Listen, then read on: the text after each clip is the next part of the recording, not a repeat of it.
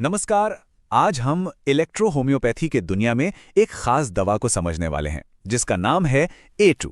आज के इस विश्लेषण में हम जानेंगे कि सोर्स मटेरियल के हिसाब से ये एक दवा कैसे कई अलग-अलग बीमारियों के लिए एक इलाज बताई गई है। चलिए शुरू करते हैं। तो यहीं से एक बड़ा सवाल खड़ा होता है, भाई एक ही दवा वेरिकाज नसों से लेकर मेंटल डिसऑर्डर्स तक, मतलब इतनी अलग-अलग बीमारियों का इलाज, ये कैसे मुमकिन है? आइए इस सोर्स मटेरियल में इसी सवाल का जवाब ढूंढते हैं। देखिए, इसकी जो बुनियाद है वो एक बहुत ही सीधे साधे कॉन्सेप्ट पर टिकी है। हमारे शरीर के अंदर ब्लड सर्कुलेशन के दो मेन सिस्टम हैं और इस पैथी में हर सिस्टम के लिए एक अलग दवा बताई गई है। इसको ऐसे समझते हैं, A1 काम करती है आर्टरीज पर, यानी वो नसें जो दिल से साफ खून पूरे शरीर में ले जाती हैं, और आज जिसकी हम बात कर रहे हैं A2 वो काम करती है वेन्स पर, यानी शिराओं पर, जो गंदा खून वापस दिल तक लेकर आती हैं। और यह फर्क सिर्फ नसों का नहीं है, बल्कि उनमें बहने वाले खून का भी है।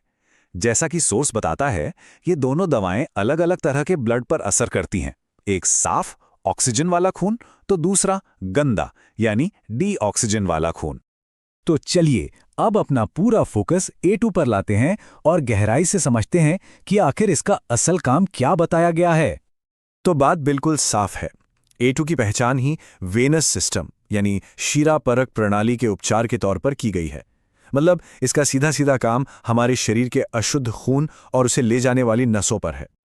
और एक दिलचस्प बात यह भी है कि ये दोनों दवाएं साथ मिलकर भी काम करती हैं। दस्तावेज के मुताबिक अगर ब्लड सर्कुलेशन में कहीं कोई रुकावट आ जाए तो A1 को खाने के लिए दिया जाता है और A2 को बाहर से लगाया जाता है। और यहां एक थोड़ी अजीब सी बात भी सामने आती है। इस डॉक्यूमेंट में ब्लू इलेक्ट्रिसिटी का जिक्र किया गया है। कहा गया है कि अगर इसे A2 के साथ मिलाया जाए तो नतीजे और भी बेहतर होते हैं। पर यह ब्लू इलेक्ट्रिसिटी आखिर है क्या? इस पर कोई सफाई नहीं दी गई है।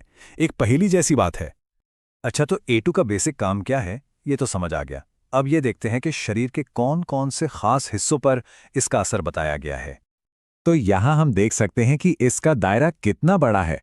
ये सिर्फ नसों या ब्लड सर्कुलेशन तक ही नहीं रुका है। इसका असर दिल की समस्याओं, गायनेकोलॉजिकल डिसऑर्डर्स और यहाँ तक कि मेंटल डिसऑर्डर्स पर भी बताया गया है। और अब आते हैं इसके सबसे हैरान करने वाले हिस्से पर, वो लिस्ट जिसमें उन बीमारियों के नाम हैं जिनका इलाज A2 से करने का दावा किया गया है। जी हां, 200 से भी ज्यादा। इस सोर्स मटेरियल में 200 से ज्यादा अलग अलग बीमारियों की लिस्ट दी गई है। इससे अंदाजा लगता है कि इस एक दवा के इस्तेमाल का दायरा कितना ज्यादा बड़ा बताया गया है। चलिए कुछ उदाहरण देखते हैं, जैसे वेरिकाज वेन्स जैसी समस्या जो सीधे सीधे नसों से जुड़ी है। इसके लिए A2 के साथ कौन सी सपोर्टिंग दवा देनी है और किस डाइल्यूशन में, यह सब साफ साफ बताया गया है। यही नहीं, इसका असर महिलाओं से जुड़ी कई परेशानियों पर भी बताया गया है। और यहां भी वही सेम पैटर्न दिखता है। मेन दवा A2 और उसके साथ बीमारी के हिसाब से अलग अलग सपोर्टिंग दवाएं और उनके डाइल्यूशन। और शायद सबसे चौंकाने वाला पहलू ये है कि लकवा और मानसिक बीमारियों जैसे गंभीर मामलों में भी इसके इस्तेमाल का जिक्र है। हर कंडीशन के लिए एक खास फॉर्मूला तैयार किया गया है। तो इन सभी उदाहरणों को देखकर एक पैटर्न तो साफ नजर आ रहा है ना? चलिए अब इस फॉर्मूले को ही डिकोड करते हैं और देखते हैं कि इलाज का पूरा स्ट्रक्चर क्या है।